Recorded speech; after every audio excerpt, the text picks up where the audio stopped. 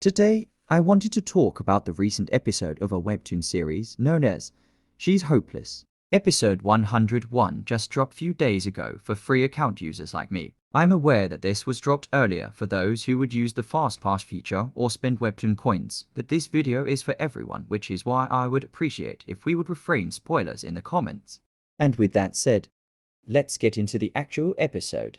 It starts with her doing her live stream with a new hairstyle and new look. Low-key, she looks cuter with her short hair, and I'm assuming that she transferred into a new place, which is so much better than she was with her stepdad. I love the contrast in how Doha and Gabin switched hairstyles, and somehow they look so much better in my opinion. Suddenly, one of her viewers asked if she's still in contact with Gabin and if she heard about the novel Hellish Girl, which they thought was kind of similar to how Gabin's life was. Hellish Girl is referring to the title Gabin used as she started writing in the last episode, and it seems that this novel becomes so popular, which is about a granddaughter getting revenge on her grandfather for killing her father. Sounds familiar, isn't it? Gabin really tried to spare her grandmother in that part, I guess. We then move to Gabin, who was talking with people from a web novel company known as Atcher. She looks so elegant and stunning in her new look, despite being busy writing for the past 5 years.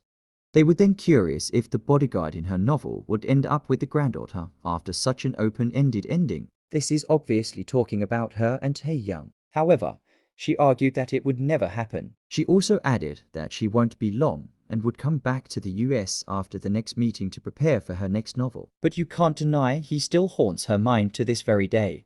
It also seems that her identity being the author was hidden from the public. Correct me if I'm wrong though. We learned that her grandmother, Tai Hui-yang, lost the election after not regaining the favor of the public despite being found innocent of all charges that Gabin exposed 5 years ago. Then we see Gabin visiting her grandmother who was ill in bed. Gabin really ruined this witch's life. She gifted her with her book and thanked her for giving the life that she would later use as a source material for her novel. As she was about to leave, her grandmother reached out to her, asking for forgiveness, to which Gabin brutally denied.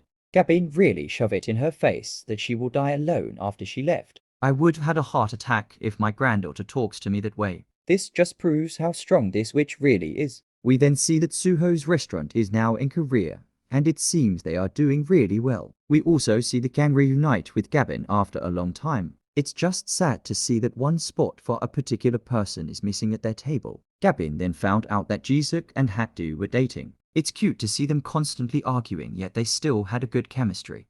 Suddenly, classes told them calmly that a guy from their class has seen him Taehyung. This shocked everyone, especially Gabin, and that concludes the episode. Wow, I'm excited to see how their reunion would play out. If we do the math, it took Gabin few seasons before her grandmother allowed her to go out.